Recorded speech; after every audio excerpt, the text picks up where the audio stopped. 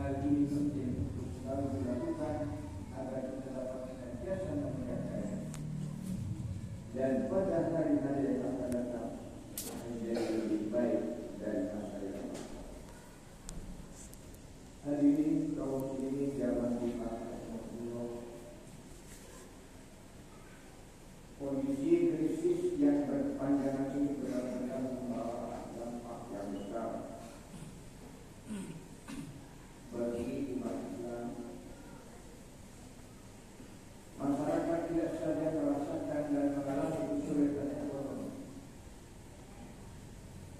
namun juga mengalami akibat sosial semakin hari semakin mengkhawatirkan. Krisis yang melanda bangsa ini telah mengakibatkan kondisi masyarakat yang menambah, kemudian berubah menjadi kerawanan. Angka kekerasan naik tajam, kriminalitas semakin meningkat,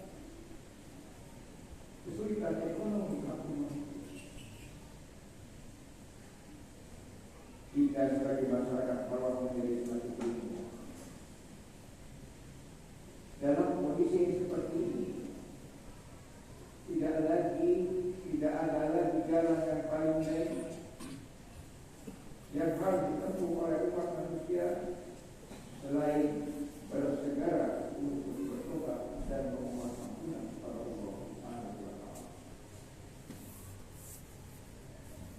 Krisis yang melanda kita semua terlepas dari akumulasi beberapa faktor yang ada adalah karena keimanan kepada Allah yang ada pada manusia semakin terhibis. Artinya, dalam langkah dan tindakan yang kita lakukan, kepedulian kita terhadap ajaran-ajaran Allah mengalami kesulitan. Kita lebih banyak mengikuti kehendak kita sendiri dan lebih menelusuri kepentingan diri kita pribadi.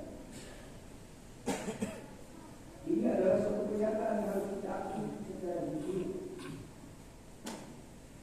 Karena pada titik-titik normal sebenarnya manusia adalah makhluk yang telah diberikan keistimewaan oleh Allah.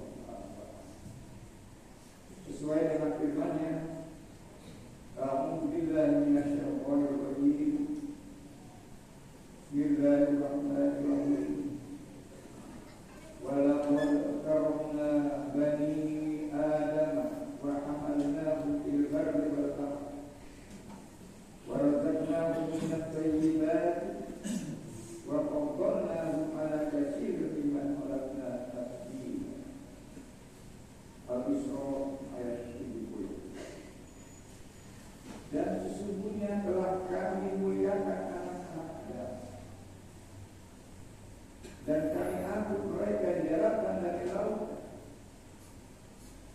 Kami beri mereka rezeki dari yang baik-baik, dan kami lebihkan mereka dan kelebihan yang sempurna atas kebanyakan makhluk yang telah kami ciptakan.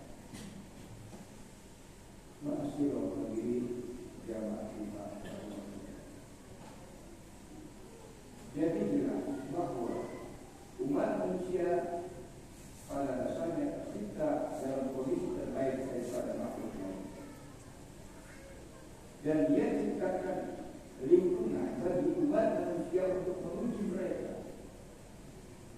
Siapa yang paling berbuat baik akan hanya mendapat kenyataan seperti sekarang, di mana manusia dilanda masalah, krisis, kerobohan dan sebagainya.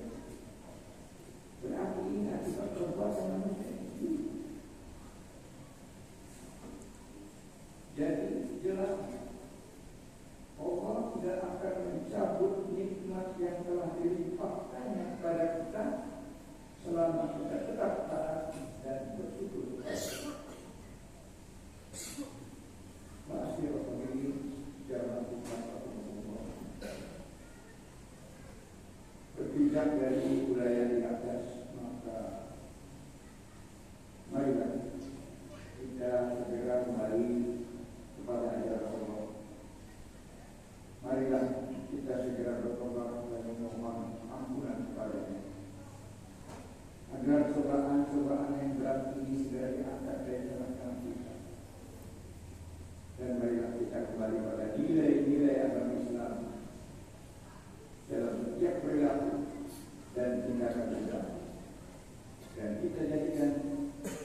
ajaran agama sebagai pedoman dalam setiap hal.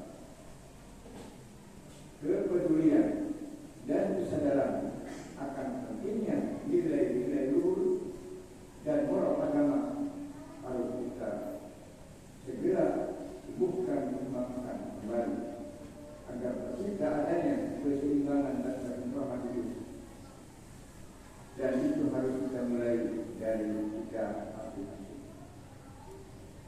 Kita tidak perlu saling tuding atau mencari kesalahan di luar diri kita. Justru sebaliknya, kita harus lebih banyak mengoreksi diri kita bersama-sama untuk menuju kepada yang lebih baik. Marilah kita memohon kepada Allah Subhanahu wa taala, mudah-mudahan kita diberi kekuatan untuk dapat selalu beribadah kepada Allah Subhanahu wa taala.